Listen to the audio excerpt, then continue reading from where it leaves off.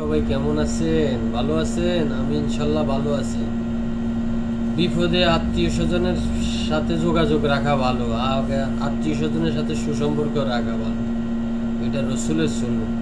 কিন্তু আমি আমার জীবনে যত আত্মীয় স্বজনের সাথে সুসম্পর্ক রাখতে চাইছিলাম টাকা পয়সা দিয়ে, কিন্তু তাদের সাথে ভালো সম্পর্ক থাকে না। আর এমনও সম্পর্ক রাখতাম চাইছি, কিন্তু তারা কোনো না কোনোভাবে আমার সাথে বা আমার ফ্যামিলির সাথে যারা উপকার পাইছে তারা বেইমানি করছে। অতএব যেই টাইম টু টাইম যেভাবে চলার কথা, যেভাবে থাকার কথা ওইভাবে থাকে না, চলে না, খায় না, ঠিক আছে, ওই হিসাবে আত্মীয়তার সাথে কিছু মনোমান্য আছে। যাই হোক, আল্লাহ এই করে মোটামুটি বড় করছি, কিন্তু আমি একটু সমস্যা পড়ে গেছি। সমস্যা পড়ছি, তাদের সাথে সমস্যার ব্যাপারে আলাপ আলোচনা করাটা নিজস্ব লোকের সাথে উত্তম।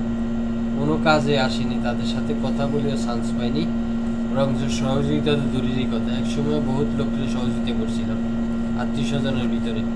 যাই হোক, সেটা বলে লাভ নেই। সেটা বললে আত্মীয় স্বজনের ভিতরে অনেকে ফেসবুকে আছে, কিন্তু আজকে সহযোগিতা করতে পারি না। নিজস্ব আরও কিছু আত্মীয় স্বজন আছে, তাও নিজের কাছে খুবই খারাপ লাগে। নিজে সহযোগিতা নেওয়া লাগে, দেওয়া লাগে, এটা হইলো মানুষের প্রকৃত নিয়ম। কিন্তু একতরফা কারো সহযোগিতা জীবনে পাইলাম না, এটাই বড় আফসোস। যাই হোক, নিজের আত্মীয় স্বজনরা বিপদে পড়ার সময় তারা আবদার করতে পারে, কিন্তু আমরা বিপদে পড়িও আবদার করতে পারি না, বিপদে থাইকেও আবদার করতে পারি না। এখনো টাকা নাই, পয়সা নাই, তাও আবদার করতে পারি না। আবদার আমাদেরই কাটে না, তাদের সবার কোনো না কোনোভাবে আবদার কাটে। যাই হোক, এই আর কি। জীবনে কারো সহযোগিতা না পাইয়া শেষমেশ চাকরি পাইতেছি না। এক ইন্ডিয়ান কলকাতা ইন্ডিয়ান লোকের সহযোগিতা অন্যান্য চাকরি করতেছে। বাঙালি যেসব আত্মীয় স্বজন আসিল, লোকজন, ভাই ব্রাদার, দেখলাম তো এরা কেমন, আমাদের নোয়াখালীর মানুষ কেমন, সাটকিলের মানুষ কেমন, আমাদের বাংলাদেশের মানুষ কেমন, প্রত্যেকের সাথে কম বেশি কাজ করছি। লোক হিসাবে আপনি উচিত কথা কইবেন, আপনি ভালো না, ঠিক আছে, আপনি সত্য কথা বললেন, আপনি ভালো না।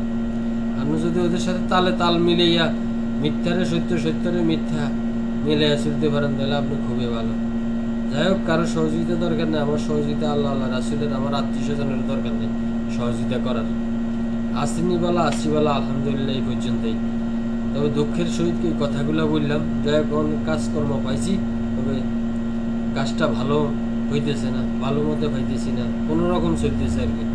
যাই হোক, একসময় প্রতিষ্ঠিত হইল, বলতে পারলাম যে প্রত্যেকটা আত্মীয় স্বজনের কাছে গেছি, কোনো লাভ হইল না। পাড়া প্রতিবেশীর কাছেও জানাইছি, কোনো লাভ হয়নি।